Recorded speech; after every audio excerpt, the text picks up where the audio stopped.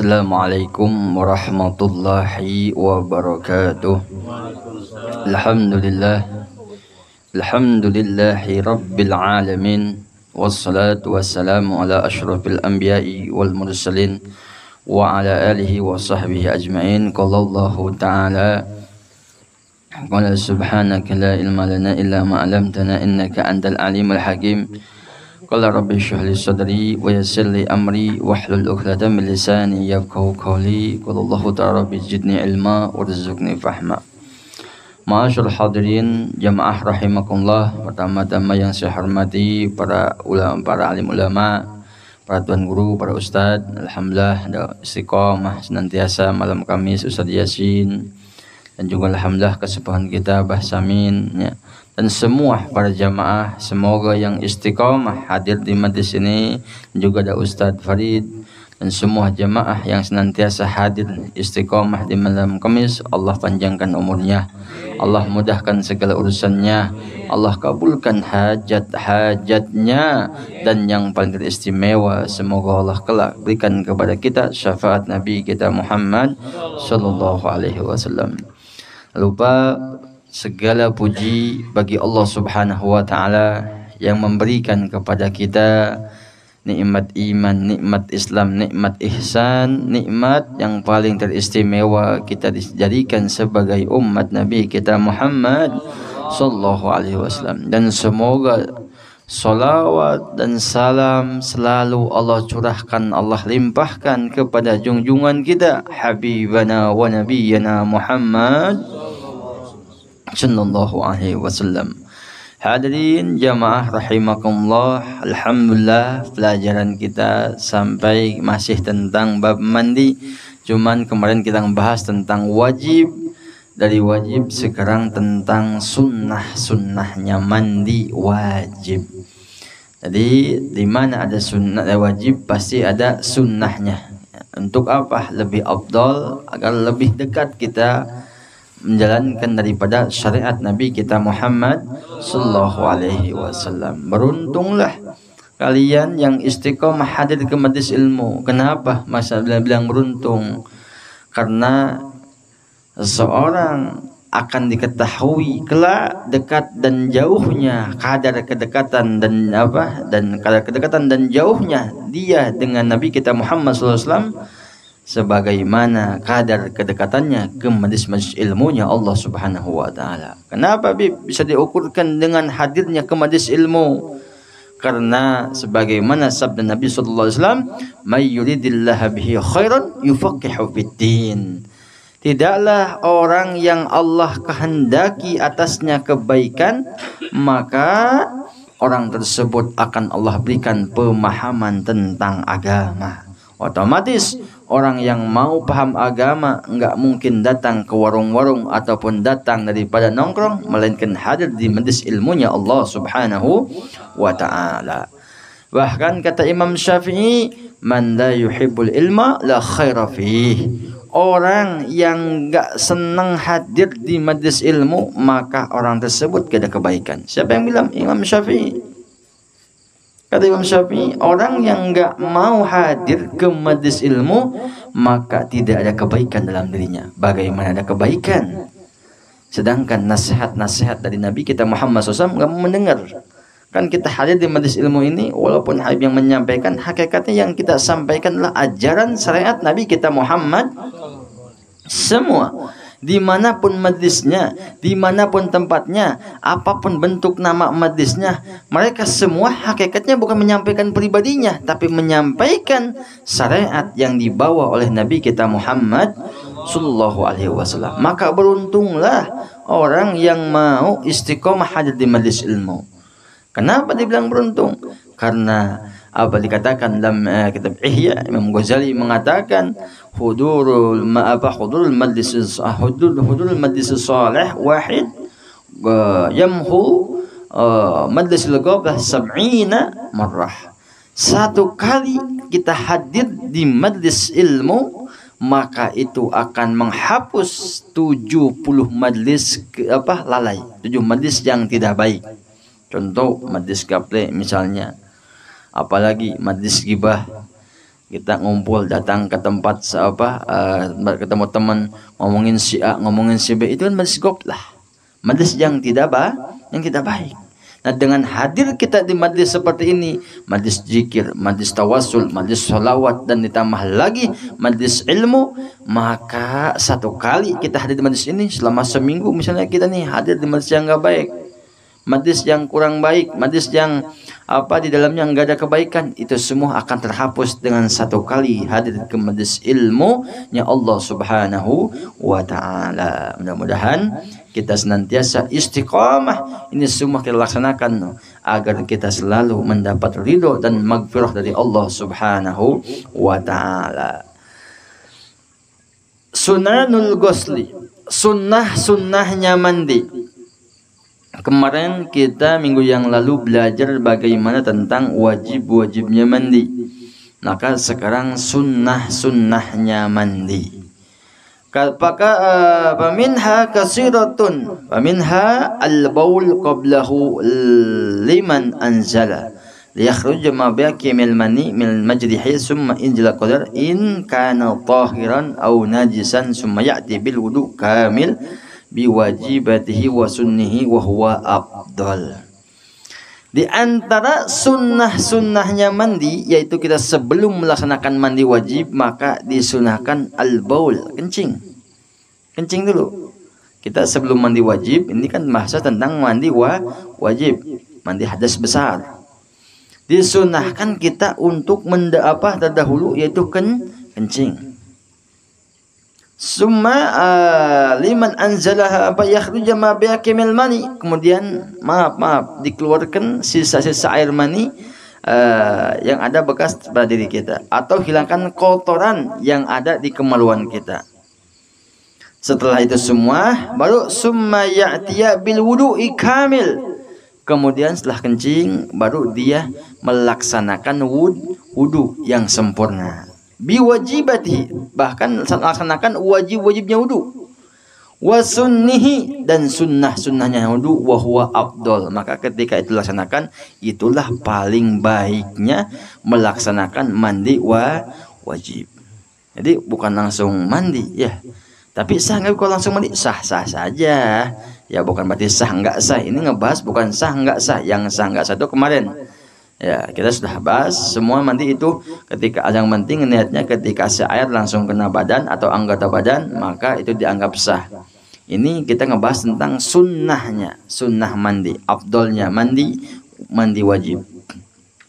Maka setelah kencing, hilangkan kotoran yang ada dalam kemaluan kita terutama, atau dari kotoran-kotoran di bawah kuku dan sebagainya.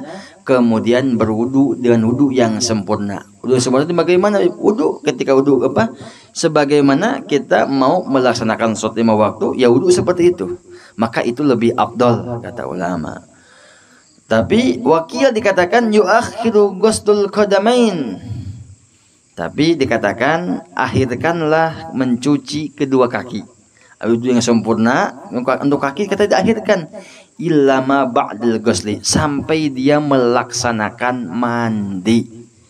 Ada yang mengatakan, tadi kan dikatakan yang pertama sunnahnya itu kita melaksanakan wudu secara sempurna. Ternyata dikatakan lagi kata ulama bahwasanya yang afdal itu wudu secara sempurna, tapi untuk kaki diakhirkan. Nanti setelah mandi junub baru kaki diakhirkan. Begitu. Walau ata bil wudu fi asnahi aw ba'da hasalahu aslu sunnah. Bagaimana Bib kalau misalnya mandi langsung? Wah, anak tiba-tiba datang ke kamar mandi, lupa langsung mandi. Di tengahan mandi ingat, waduh, belum melaksanakan sunnahnya, belum wudu. Bagaimana? Di tengah-tengah dia wudu dulu. Baru udah basah badannya setengah, wah ingat, belum wudu nih. Wudu dulu dia. Habis mandi wudu. Maka kata ulama, hasala alahu aslun sunnah, maka dapat dia pahala sunnah. Jadi misalnya di awal, hasil yang paling afdol di awal dulu, kencing, bersihkan kotoran, wudu secara sempurna, cuman diakhirkan nanti untuk nyuci kaki, langsung mandi, baru kaki. Ini enggak, dia langsung mandi, di pertengahan mandi dia ingat, waduh, ana belum melaksanakan wudu, belum sunnah nih. Maka tiba-tiba dia wudu dulu tuh, wudu, maka kata ulama mendapatkan sunnah daripada mandi. Wa yakrahu tarkul wudu. Bagaimana kalau meninggalkan wudu langsung mandi? Maka kata ulama, bagi orang yang mandi junub tidak melaksanakan wudu, maka dianggap mandinya makruh. Sah gak? Sah, secara hukum sah. Cuman dia makruh. Apa tuh makruh? Makruh perkara tidak haram, tidak wajib, tapi dia perkara yang dibenci sama Allah Subhanahu wa ta'ala. Terus di antara sunnahnya juga apa? Wa minha istiqbalul kiblah indal ghusli. Menghadap kiblat ketika apa? Melaksanakan mandi wajib. Jadi yang kedua, jadi yang pertama ini panjang sunnahnya. Yang kedua yaitu di antara sunnahnya mandi yaitu dianjurkan menghadap ke kiblat. Kenapa kiblat? Karena kauniha asyraful jihad. Karena kiblat itu paling afdolnya, paling mulianya arah. Gitu. Terus yang ketiga disunnahkan tasmiyatu makrunah bigusdil kafain. Disunnahkan mencuci kedua tangan, membaca bismillah ketika mencuci kedua tangan. Disunnahkan ketika cuci tangan itu membaca bismillah, tapi bismillahnya dalam hati ya. Dalam kamar mandi jangan dijahar, jangan dilafazkan, tapi cukup di dalam bisir. Kalau dilafazkan nanti takutnya enggak ada begitu mengucapkan lafaz Allah di dalam kamar mandi. Cukup dalam hati bismillahirrahmanirrahimnya dalam hati, cukup dalam hati bismillahirrahmanirrahim. Nah, itu di antara sunnah melaksanakan mandi wajib. Terus yang keempat di antara sunnah melaksanakan mandi wajib wa minha al-madmadah wal intishak ba'da zalik wa tarkuhuma makruhun. Nah, begitu juga di antara sunnah mandi wajib yaitu apa? Madmadah, kukumur dulu. Terus memasukkan air ke dalam hidung. Terus bagaimana kalau ditinggalkan langsung mandi aja, enggak kukumur, enggak masukkan air ke hidung, maka dihukumi wa tarkuhuma makruhun.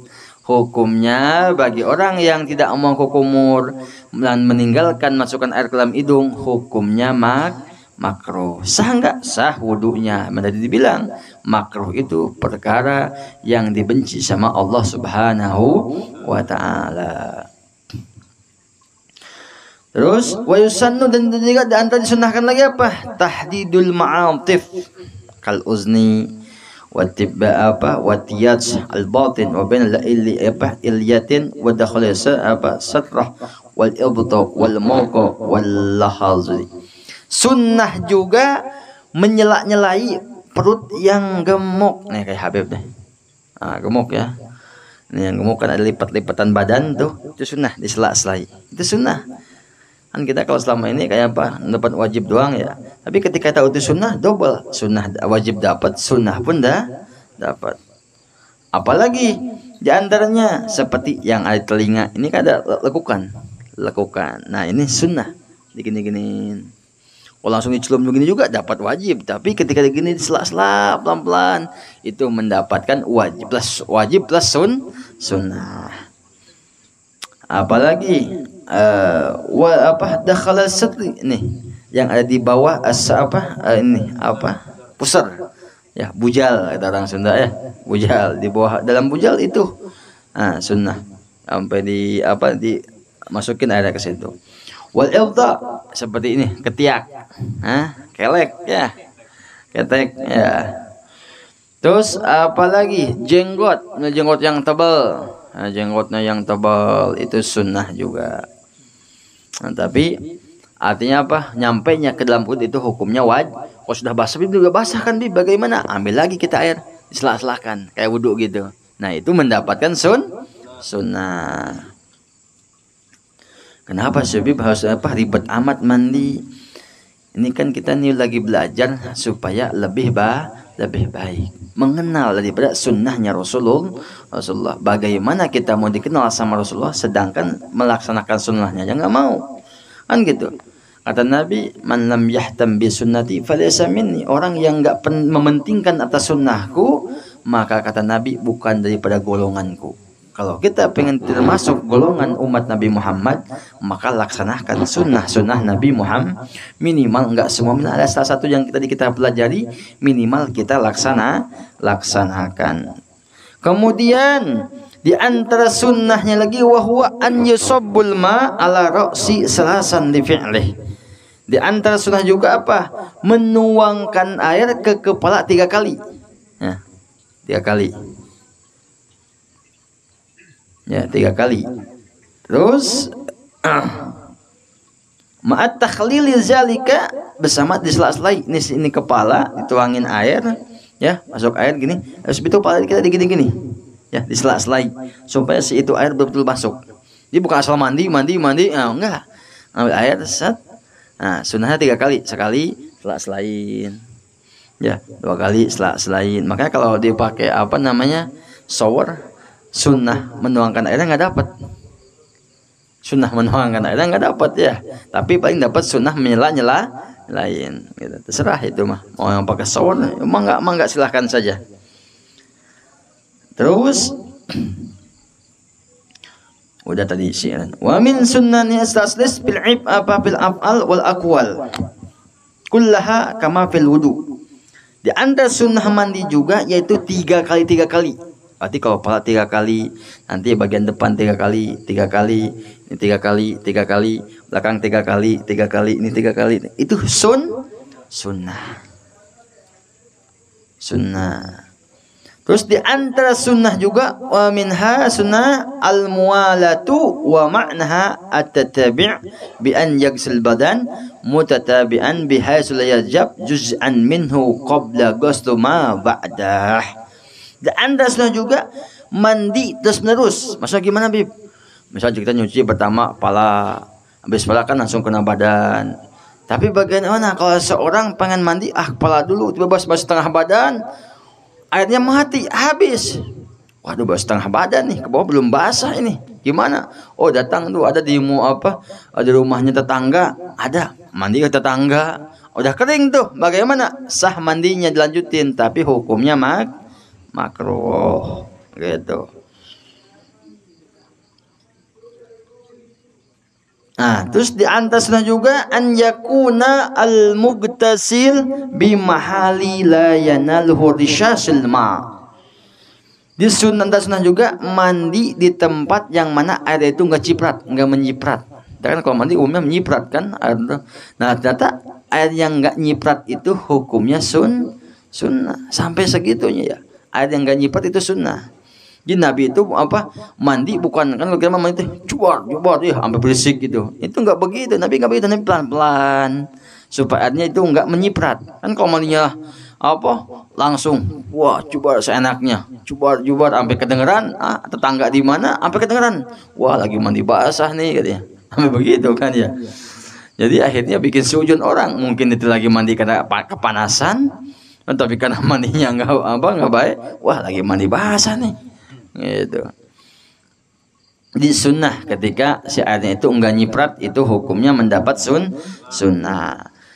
Terus juga tanda sunnah wa yaj'alul ina al-wasi' an yaminihi, dan juga menjadikan si bak airnya itu yang luas, yang minimal ukuran 2 kulah. Tapi jadikan si itu bak di tangan kanan kita, bukan di kiri ya.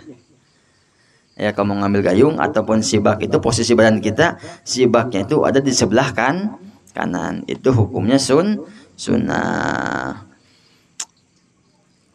Terus di antara sunnah juga wa sunnah liman yaghsil ariyan an yakula. Nah, ini nih paling penting karena kita umumnya kalau mandi itu pasti telanjang. Padahal sunnahnya harus berpakaian.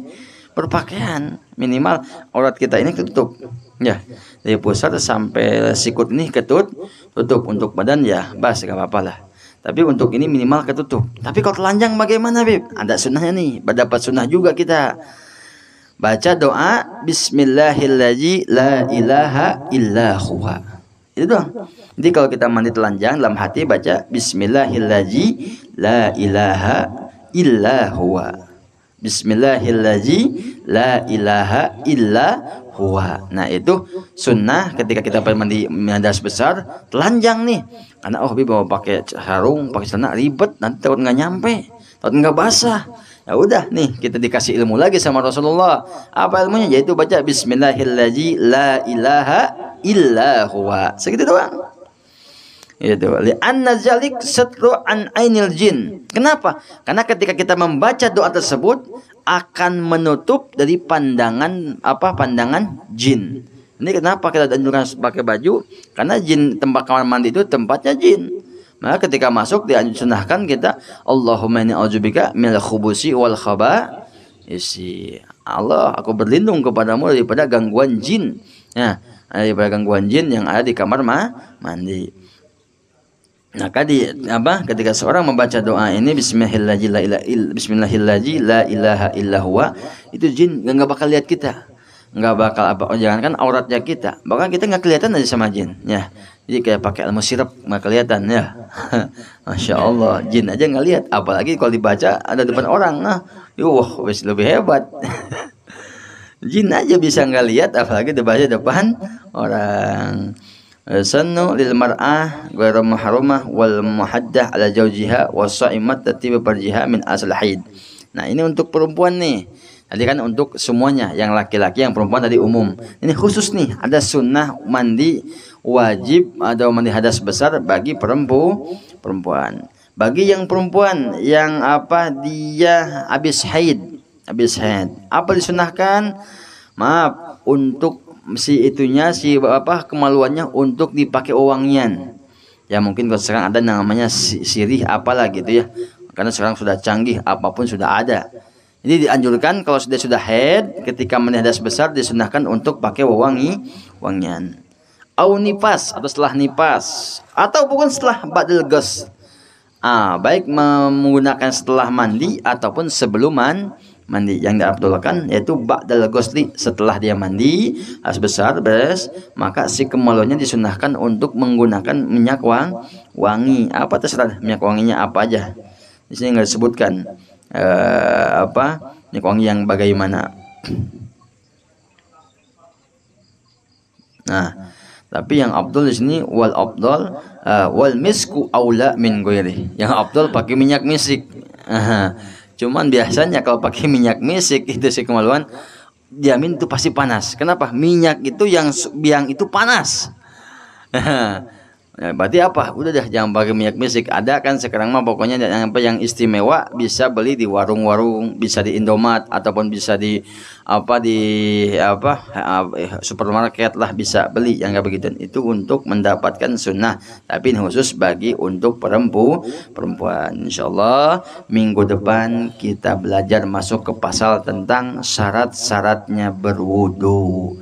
Wudu juga ada syaratnya, bukan asal wudu. Ya, wudu juga ada syaratnya. Alhamdulillah sampai kepada pasal tentang syarat wudu insyaallah minggu depan. Mudah-mudahan ilmu yang kita pelajari hari ini bermanfaat, berkah, dan tambah ibadah kita tambah baik, yang tambah mendapat ridho Allah, tambah mendapat ridho Rasulullah, dan tidaklah kita keluar daripada majelis ini melainkan Allah ampunkan dosa kita, Allah ampunkan dosa kedua orang tua kita, Allah ampunkan dosa anak istri kita. Jadikan Allah anak istri kita istri yang soleha, anak kita anak yang soleh ataupun soleha. Yang punya hajat Allah kabulkan hajat-hajatnya, baik hajat dunia hajat akhirat.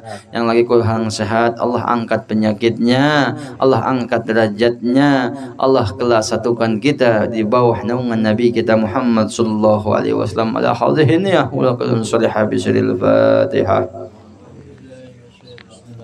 Bismillahirrahmanirrahim. Alhamdulillahirabbil alamin arrahmanir rahim maliki yaumiddin iyyaka na'budu wa iyyaka nasta'in ihdinas siratal mustaqim siratal ladzina an'amta 'alaihim ghairil maghdubi 'alaihim waladdallin amin. يا ربنا تعرفنا بأننا اكترفنا وأننا أسرفنا على الرضا أشرفنا فتوب علينا توبة تغسل كل حوبة واستر لنا العورات وآمن روعاتي واغفر لوالدنا ربي ومولودنا والأهل والإخوان وسائر الهلان وكل جي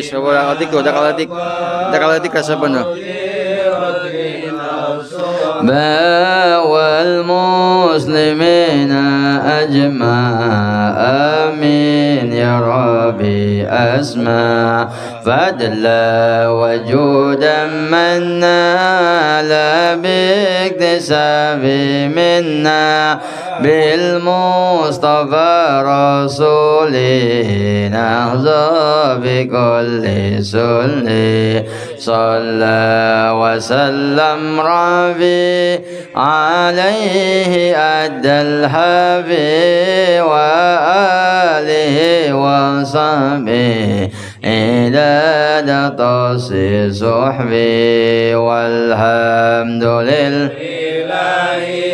في البدء والتناهي والحمد لله في البدء والتناهي والحمد لله رب العالمين سبحانك اللهم ربنا وبحمدك أشهد أن لا إله إلا أنت أستغفرك وأتوب إليك رب العالمين قبول. السلام عليكم ورحمة الله وبركاته.